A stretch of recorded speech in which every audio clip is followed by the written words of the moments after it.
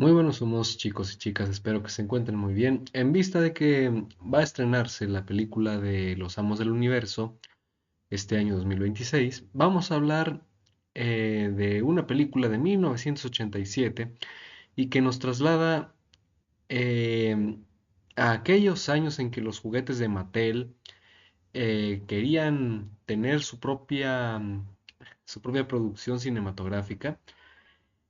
Y bueno, pues la versión de Amos del Universo de allá a finales de los años 80 fue una película que quedó marcada para siempre en una época en que Star Wars dominaba el cine y pues He-Man saltó de la animación a la acción real con una propuesta que mezclaba espadas, brujería y rayos láser.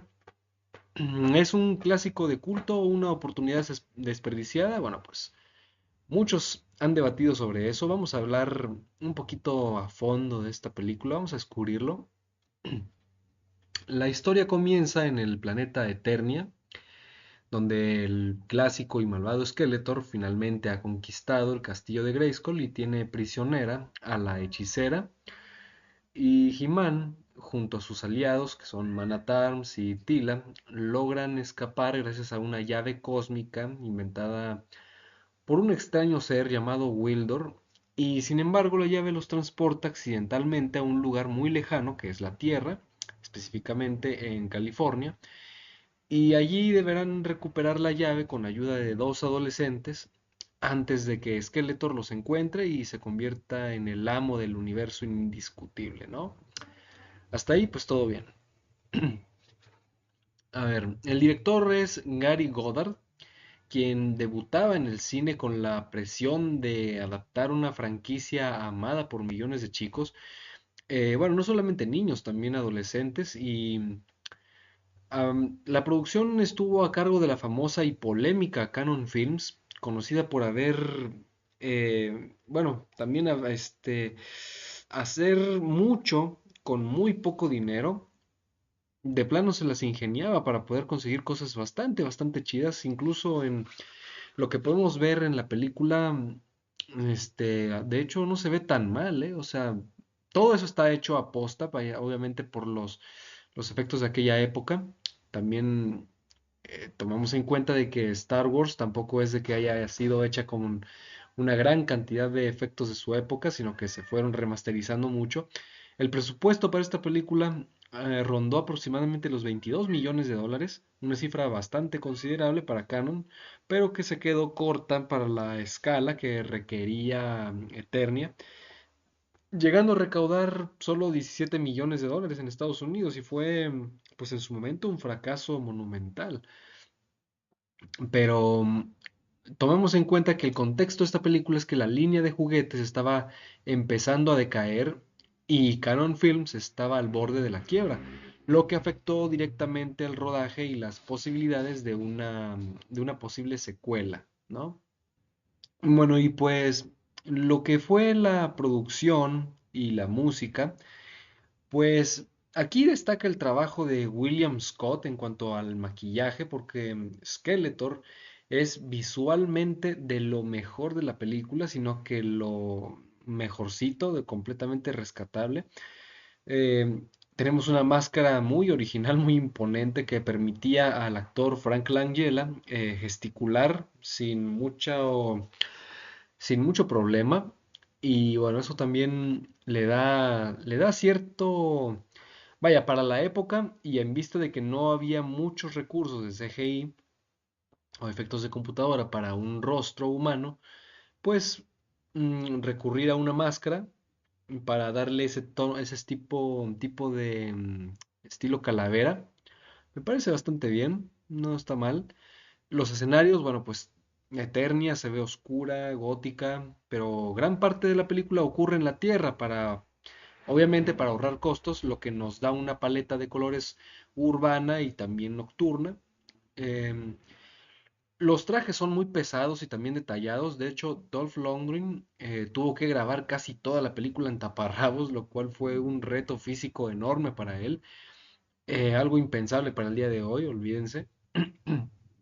Y La música, bueno, pues aquí hay que ponerse de pie, porque la banda sonora de Bill Conti es el mismo que hizo de Rocky y es espectacular. Es una marcha heroica, épica y orquestal que suena bastante cara. La música logra que la película se sienta mucho más grande de lo que realmente es y eso, bueno, pues hay que destacarlo, hay que reconocer que está bastante bien cuidado. Dolph Lundgren aquí, que es el que interpreta a He-Man, bueno, pues físicamente es perfecto, aunque su actuación es algo rígida y su acento sueco, pues todavía se notaba bastante aquí. O sea, ya hemos visto a Dolph Lundgren en otras películas más recientes. Obviamente ha pasado mucha agua bajo el puente, pero bueno, aquí de plano todavía está dando los primeros pasos, por así decirlo. Frank Langella, que es el que interpreta a Skeletor, como les digo, es lo mejor de la cinta. Langella se tomó el papel muy en serio, dándonos un villano teatral, amenazador, carismático. Vaya, él mismo ha dicho que es uno de sus papeles favoritos, que es de lo que más ha disfrutado.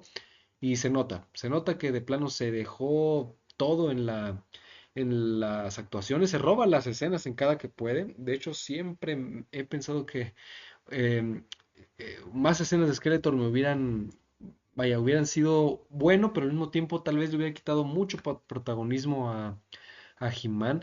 Tenemos a Courtney Cox también, una jovencita Mónica de la futura serie Friends, y aparece aquí como una de los adolescentes que ayuda a He-Man. También tenemos, bueno, a ver, para hablar del guión, bueno, tenemos que hacer un pequeño paréntesis aquí, porque tiene problemas serios de coherencia. Tiene un problema tonal un poquito grave, porque, a ver, ¿dónde está Battle Cat aquí? O sea, el mayor pecado para los fans fue la falta de Battle Cat, pero obviamente por la falta de presupuesto, pues eliminaron a la mascota icónica de He-Man, entonces de plano, pues no podíamos tenerlo ahí. La llave cósmica, este chisme que están buscando, es un dispositivo que puede abrir portales a cualquier parte del universo, pero parece que Skeletor y sus secuaces pueden rastrearla y viajar a la Tierra con una facilidad pasmosa cada vez que el guión necesita una pelea. Entonces, de hecho, el cambio de tono, a pesar de, vaya, a ver, si tenemos una guerra épica en Eternia. Luego pasamos a una comedia de enredos en una tienda de electrónica de la Tierra y eso rompe mucho la épica de la historia. De plano, yo creo que pudieron haberlo, eh, mejor hubieran dejado todo en Eternia. Creo que así vamos a ver esto mismo en la nueva película que va a salir, tal vez en menor medida, espero que sea en menor medida porque parece que los eventos van a transcurrir una parte de la película en la Tierra y después nos vamos a transportar a Eternia, o sea, va a ser al revés, a menos de que hayan saltos por ahí, tal vez, pero bueno, no sé, habrá que esperarnos un poquito. Em, de plano, lo rescatable de la película, pues tenemos el diseño de Skeletor y sus soldados, la banda sonora de Bill Conti, el carisma de Frank Langella, todos los vestuarios, está genial.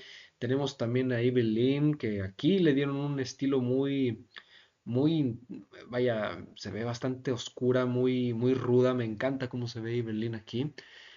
Lo malo es que la falta de elementos clave de la mitología de He-Man aquí, pues, hacen que se sienta un poco, pues, como que de plano hubiera sido bueno, que nos expandieran un poco más, ¿no? Y los efectos especiales para 1987 pues ya se veían un poco anticuados en algunas escenas. Tomemos en cuenta de que, como les dije, aquí la Guerra de las Galaxias, Star Wars, estaba agarrando bastante, vaya, estaba acaparando todo lo relacionado con la ciencia ficción y obviamente dejó unas varas bastante altas con sus películas. Entonces aquí, bueno, obviamente hay una comparación bastante fuerte. Curiosamente, la película iba a tener una secuela, pero como Canon quebró, el guión y los sets terminaron convirtiéndose en la película Cyborg por Jean-Claude Van Damme, otra peliculón, o sea, buenísimo, ya en algún momento tal vez hablemos de ella. Hay una escena postcréditos y vaya, en 1987, fíjate, tócate los huevos, aquí tenemos una escena postcréditos con todo el morro, donde Skeletor sale del agua diciendo una icónica frase buenísima que dice, I'll be back. Nada más le faltó unos lentes de sol. Estuvo buenísimo, genial esa escena final. Y bueno, pues para concluir, Amos del Universo es una cápsula del tiempo. No es la película que los fans de la serie animada esperaban, pero como pieza de fantasía ochentera, pues tiene un encanto único. Vaya, si la ves por Skeletor y por la música, vale totalmente la pena. Vale la pena verla ahora porque, como les digo, la película está a punto de salir una nueva película en este año. Y pues, hombre, para tener dos perspectivas, es bueno. También es como ver la película de Super Mario de aquellos años y también ver la nueva que salió. Pero yo les tengo una pregunta. ¿Creen que la película habría sido mejor si se hubieran quedado todo en Eternia o les gusta el choque cultural en la Tierra? Yo los voy a leer en los comentarios. Dejen su like, suscríbanse, compartan. Les mando un saludo a todos y nos vemos en un siguiente video. Hasta pronto.